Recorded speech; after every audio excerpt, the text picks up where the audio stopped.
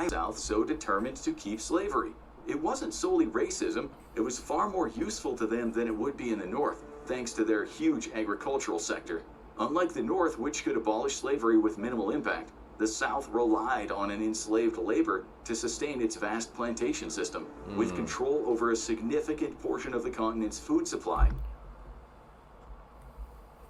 It's basically abusing them, making them work for free. It's common sense that a business will strive that way, right? I don't have to break that down. The South held a strong bargaining chip. With westward expansion underway, the North would likely push for trade agreements and border access, prompting immediate diplomatic talks. And if they succeeded would depend on one big factor: who was leading them?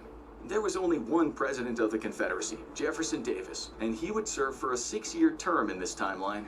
Davis was seen as a ruthless but pragmatic man who would likely have never been open to negotiations with his defeated rivals. But he couldn't run for re-election. Wish you could sip like a sommelier at home? At Naked Wines, we tailor wines to your tastes, so you can stop. Per the Confederate Constitution, which meant that someone new would hold the future in his hands. The victorious General RobertELee would be a favorite, the same way Ulysses S. Grant was. But Lee was reportedly doggedly apolitical and might have declined to serve, which leaves a sharply forked path for the Confederacy.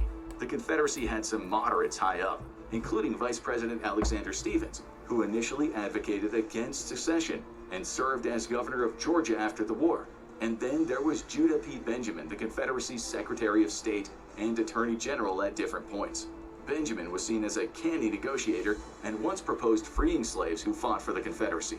Either one likely would have brought a more moderate touch to the new government. But it's not clear if either one could have won an election, especially since a far more fiery figure was waiting in the wings. At 36 years old, John C. Breckenridge was the youngest person ever to take the helm as Vice President of the United States, serving from 1857 to 1861. The fiery Kentuckian was picked by James Buchanan to appease angry Southerners, and he lived up to his reputation as the losing candidate against Abraham Lincoln. He immediately sided with the Confederacy and wound up being the Confederacy's last